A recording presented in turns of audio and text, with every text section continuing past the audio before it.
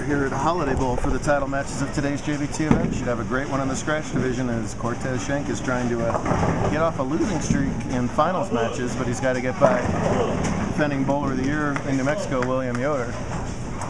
Off to a good start as that's front four for Tez. Meanwhile, Yoder's got himself spare strike, so he can get back within 10 pins if he can throw the next two strikes here. Bowled on Statue of Liberty, a very long pattern, 47 feet. Has a tendency to cliff because it doesn't start with much on the outside at all, so you get this over-under type reaction. Doesn't bother, whoa, holy cow, how'd that pin miss? Doesn't bother Yoder much because his A game is doing exactly that, not covering a lot of boards, and it's kind of doing a little mini fade back into the pocket. Tons of rotation on the ball, though, still make those pins talk, and he got very unlucky to miss that 10 pin with that messenger there. Now, as a result, he's going to fall behind by 20. William with 7 titles. Last season's New Mexico Texas Bowler of the Year. Cortez, a 54-time champ who has yet to win this season. Oh! Even Cortez, being that skinny, still blocked that 4-9 conversion from Justin Hackney. That's what's going on to the left of them. Justin Hackney and Donius Jeffries, who are league teammates, are playing each other for the handicap division title over there. Jeffries has 1 previous title, while Justin's got a couple of seconds but no wins. Justin has to beat Donius by 5 to tie and 6 to win, so we'll keep track of that match as well. And to the right of William and Cortez, as William leads back-to-back wins, is our girls' title match between Vanessa Romero and Adele Warner. Vanessa finished 3rd in the main scratch tournament today, her first career scratch top 5. She just moved up yesterday, so big confidence booster for her. Up there with the big guys. She 4-9s, so hopefully she watched Justin make that spare. Give Tez a pretty impressive looking 5 in a row. Tez's dad, Steve, said he hasn't really liked that ball that he's using until this pattern. It must read the heavy oil very well because he's in the oily part of the lane, and it's hitting like a truck right now. Spare for Jeffries, wearing the old Tampa Bay orange, so clearly going to be a win here. Wow, and Schenk absolutely dices that rack, and he gets a bad break. Bowling these twister pins that they have here at Holiday. It's an all-synthetic pin. There's no wood in it. In fact, there's no wood in this building. It's synthetic clean, synthetic pins. I'm sure this is only barely wood by the name of it. And they act a little bit differently than regular pins. Look at you on the ball. I just spilled the soda and bam, she is there with the cleanup.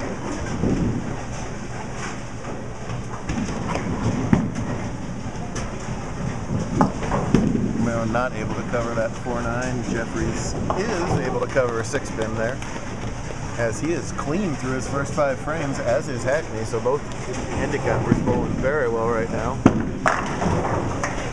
Yoder strike to the right of the camera, and Justin's got a tougher cluster to clean up right there. Earlier today, Hackney went in order 3 spare, 2 spare. In 20 years of doing this, I don't remember the last person who ever went 3 spare, 2 spare.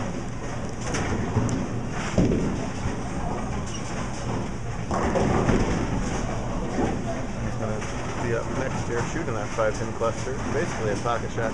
Cortez can just not get out of the camera way. Go get him. Yeah, there was a lot of different ways for him to chop that, and that was one of them. Big shot for William to start to apply the pressure to Cortez. Wow, and that ball really faded the whole way. Just hydroplaned until the pocket, then it turns over and flushes it for the double that he needed to stay in position there. Higher scores than yesterday. Yesterday the scratch cut was 103 down. Today the scratch cut was a 3-way tie at 48 down. It was a 3-person roll-off for 2 spots. Tez beat Vanessa in 1 semifinal, and Yoder got by yesterday's champ Stephen Wood in the other semi. Adele's got herself a 7th pin to shoot at. Over there in the girls match, makes it to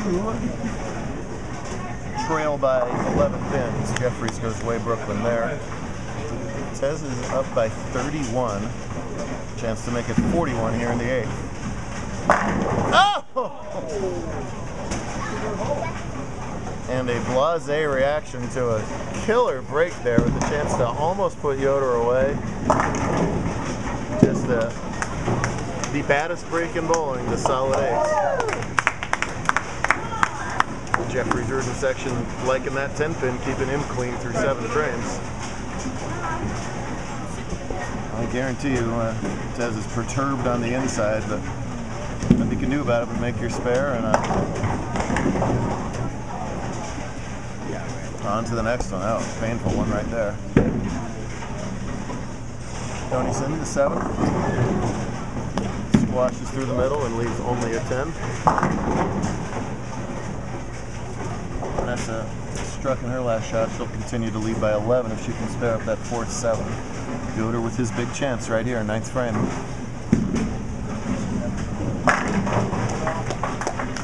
Boy, it's just absolutely piping the ball. That ball hooked from 16 to 16. It was right there in the pocket. Doesn't matter. This person finished 6th today. Very nice. This person wants to win. Got a 5 pin to contend with.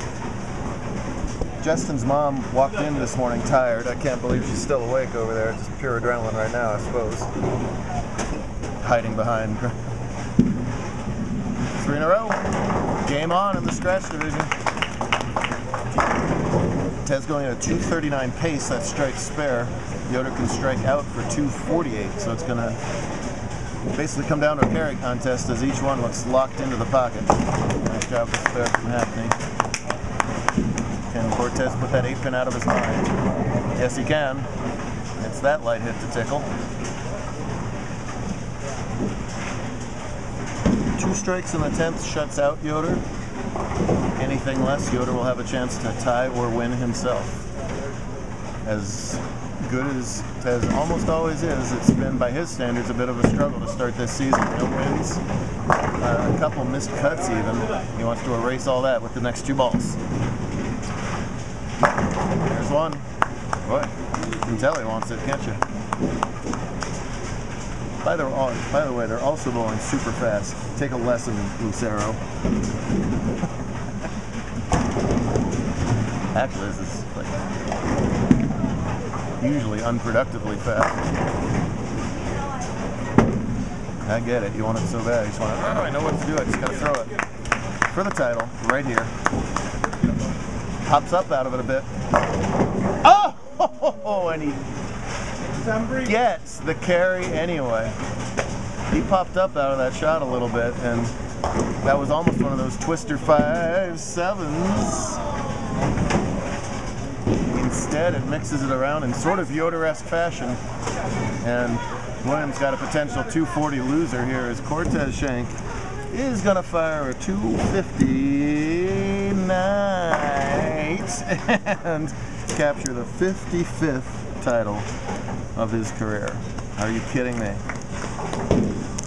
Well, that'll make the flight home a little easier for Schenk. Tony's guttered on his first ball and gets a terrific break on the spare.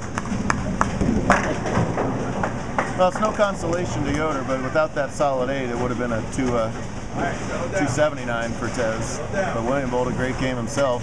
This is 5 in a row, and just that 10-pin that messengered but didn't fall is going to cost him 260 himself. So these guys are pretty good. That's the bottom line right there. Big shot for Jeffries. Doesn't get the Brooklyn carry.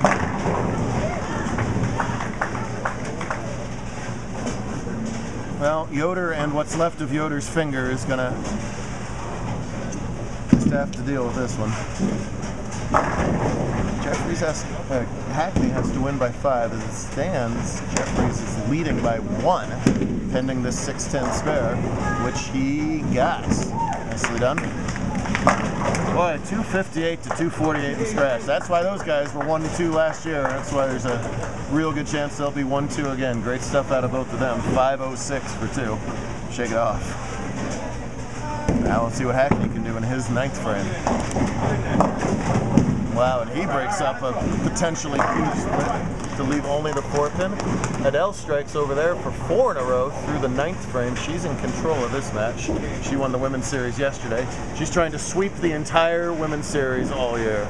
28-0. She's too modest to agree to that. Hey, listen. There's a lot of female talent, not just in New Mexico, Texas. I guarantee you Bree will have something to say about that, as will Vanessa. Romero can strike out for 193. Adele opens for 220, so Adele's got the girls' match. Handicap very much in question here. Hackney trails by 2 and has to win by 5. 10th frame.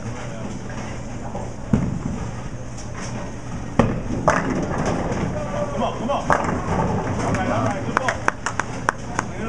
No, that was a pretty darn good shot, I thought, and just a little deflection leaves the 5. So makeable spare. If he spares this, Jeffries will also have to spare to win the match. If he doesn't spare this, it will be fried Hackney for dinner.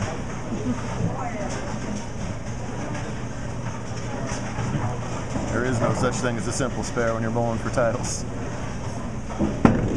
But he's got it. You bet.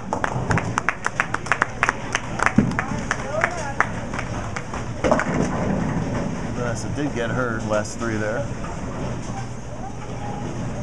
Between Vanessa, Adele, Bree, and Sophie. Sophie Diaz also made the cut today. The ladies are going to be a scratch factor all season long. You might need a guys division instead of a girls division. Fill ball is important here, so you never know what kind of count Jeffries could get. 177 scratch, that's way over his usual average, by the way. 226 with the pins. To win his 2nd career title, this young man needs virtually any mark.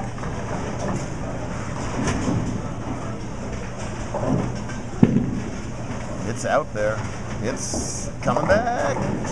It leaves 2 pins, not 1. That is a 4-7. We're going to have to clear the deadwood off the rack, and he's going to have to shoot that as is. So, Sarah, we need to clear the deadwood on 8, but don't don't touch that machine. So that's the ruling. When the machine sets it up properly, you have to clear the deadwood and shoot it like that. If it had cleared for whatever reason, we would have respot the original 4-7. So we kind of got an icing the kicker thing going on right here. So we're going to have to wait for that deadwood to be cleared out. He must make it.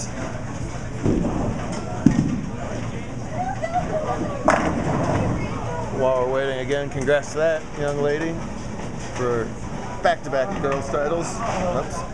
And her for scratch 3rd place and women's 2nd place.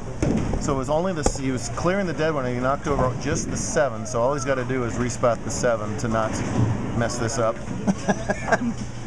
Fingers crossed, America. Here we go. He's going to have to spare it. And what an awkward situation for him. What's going through his mind? Yes, you do. I mean, just spare in 3, I believe. First things first, shoot this a 4.5-7. He got it. He couldn't have spared that any more accurately with the non-respot than it was.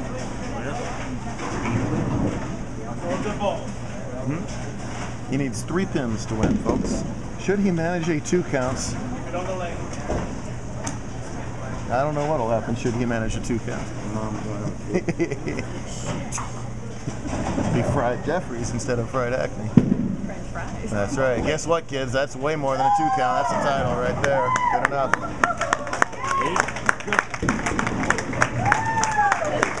232 to 226 is your final. 2 great games by 2 teammates, but it is Mr. Jeffries coming away with the win. Nicely done. Yeah, you better wave to that camera. You're a titleist yet again. High fives all around. We'll do it again in Oregon and in Arizona next weekend. See you then.